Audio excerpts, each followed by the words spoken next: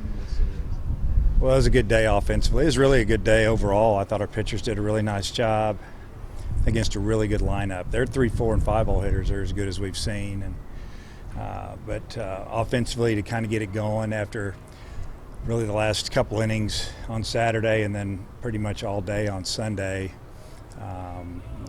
we got it going pretty good. And I think the confidence is up. What's the scouting report on this Georgia squad? Well, tomorrow we're going to see a really good lefty, a senior. He shut out Missouri last week, 3-0. I think he went 6 or 7 innings and just really pitches, knows what he's doing, crafty, but he's got a good arm. So, and they've got good talent. They beat Georgia Tech last night 5-1. I mean, they can play with anybody. It's just a matter of them putting it together like everybody else, and we just don't want to be the team they get it together on.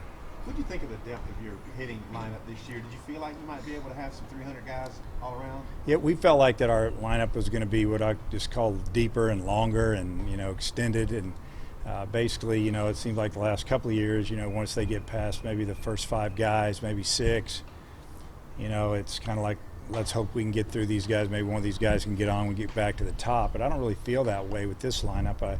I feel like every inning that we, no matter who's leading off and where we're at in the order, that we have a chance to score some runs. We have a chance to hit a double or maybe even a home run. We've got a little bit of sock.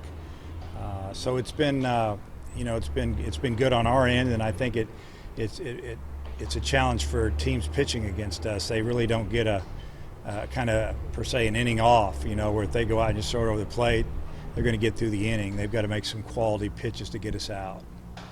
Series moved to Thursday to accommodate Easter at all? Yeah, we have that option. It has to be agreed upon amongst the 2 schools. So I called our administration, 8 months ago, and asked them if it would be all right. And once they approved it, then I called Coach Strickland, and he talked to his administration, and they were all for it as well. Was that just because of attendance or something else? Because of Easter. Yeah. We feel like that. It's nice to have Easter off to be with your family and that. And I think also, we might get a good crowd on Easter Sunday, but who's to say, if people are going to come out here. And if the weather's nice on Thursday night and we have a good team, we feel like the fans are going to come out. I mean, mentally to us, we have to take it. It's Friday night and then Friday night, Saturday night. So it's just it's a chance for a couple of night games and then a day game on Saturday. I guess when you include the 2 games on Wednesday last week, I think it's going to be, and then this Georgia series will be 9 games in 11 days. How do you think you guys are? I kind of like it. I think with this team, it gives me an opportunity to play some different players, get some pitchers on the mound. I mean, as far as wins and losses, it can be tough if you don't win games and you feel like you're stretching guys and you're trying to overthrow guys to get wins. But I don't feel like that we've had to do that. I feel like that, we've had enough guys and out of the pen, or guys come in and get it done where they're still fine on the weekend, or young guys got to go in. Just like last night, we threw some guys that needed to be, out in competition and not just in practice and scrimmages, and so we're 100% for the most part going into this weekend, and I think it's good for our team. I mean, it's April; it's time to play baseball and figure out how good we are and who can help us down the stretch. We only have 21 games left. You said last Friday night that you might do something different with Blaine this weekend. What have you decided? Well, we were going to see how he felt, and if we felt like he wasn't ready to go without his regular, basically 6 days off routine, that we would just push him back a day, Stephen back a day, and figure out how to pitch game 1. But Blaine's been adamant since Sunday that he felt good. Monday he felt good. Yesterday we didn't take him or Stephen on the trip. They stayed back and did all their work. There's you could get with Coach Johnson on it more, but they do a pretty good recovery routine. And Blaine told me that he was really good to go a couple days ago, and it's because he's stronger than much stronger than he was last year. And so we thought, hey, everybody's good to go. Let's not change it up. Chad, he hit the double last night, the opposite field off the wall. I mean, how has he changed his approach in terms of going to all fields? Well, that's what's made him better. When he got off to a really slow start this year, He was just trying to pull the ball too much, and Coach Vitello, really emphasized, going the other way, staying through the ball. Almost to the point that in batting practice, we didn't want him to pull the ball. We didn't want him to hit the ball out of the park, at least to right field. And, he's there now, and he's confident. Doesn't matter if you're right or left-handed pitchers.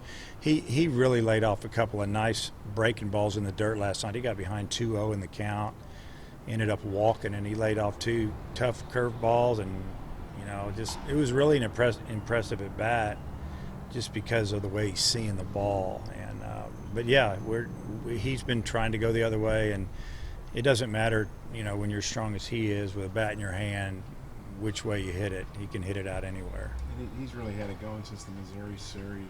What do you think's been the key to that? Well, pretty much what we just talked about, staying through the ball and going the other way. And he's a guy that we needed to have to be good. We knew that. We talked about Chad and Luke in the fall, that if those two guys could be in the middle of the lineup and be a force, it could really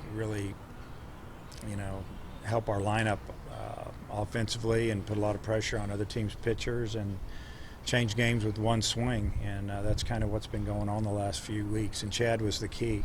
You had mentioned reworking your bullpen maybe a little bit after last week. Any guys that you think? Yeah, I think even after last night, throwing some guys, came out of the pen and did a great job, that we have a lot more confidence in some guys that maybe were scuffling a little bit. But, obviously Reindl deserves to move up the ladder a little bit. If we need him, we'll use him. If not, we may start him game 3. Chadwick, not necessarily has to be at the end of the game, but maybe come in and get that big out, or, get out of that jam and as early as maybe the 4th or 5th if we need him. And but yeah, really nothing I could just tell you that just jumps out at me, but definitely have confidence in more guys. Were you confident Chad was going to figure it out at some point while he was here and not playing pro ball somewhere? Who, Cannon? No, You're talking about Spanberger again? Yeah, sorry. Oh yeah, we thought he got it figured out a little bit towards the end of last season. Then he went out and had a great summer. I mean, he hit 13 home runs with a wood bat and summer ball, and facing some pretty good arms. And we were excited about that. And we're thinking, hey, he's turned the corner. And then he came in the fall and he picked it right up. And our pitcher didn't like throwing to him at all. And he was one reason why we thought, we're going to have a really good lineup. And then just got off to a bad start and was in his own head and trying to do too much. And finally, I think the frustration and, he just took to coaching and listened and started doing it every day. And sure enough, he's back. Luke called Gosser the ultimate team guy. How have you seen him embrace that role? Yeah, I think I would say that he is about as good a teammate as you can have. Number one, everybody likes him. And he's, I guess second thing is that he knows he's not going to play a whole lot, but he still shows up every day to practice with a smile on his face, catches bullpens, and just works hard in the games. Catching our pitchers while they're getting ready, warming up in the bullpen, relievers, and then it seems like when we put him in the game, he finds a way to get the barrel on the ball and gets his hits. And I've thought many times about bringing him in to pinch hit if the situation was right, and that'll probably happen. He got a couple of bats last night, or one at bat, and got a single, hit it the other way. But yeah, he's a great teammate. He's been here for 4 years, getting ready to graduate. Just got engaged. I mean, he's had a great experience here. So, just really glad he's on our team. Well, what's the key to getting hits? When you get so many limited at bats, a lot of guys can't do that. Well, it's really hard. I mean, it is. I mean, it's because in baseball there's a lot of timing, and the timing of facing live pitching compared to hitting batting practice, it's not the same. You just refine your swing when you're in practice, kind of like golfing.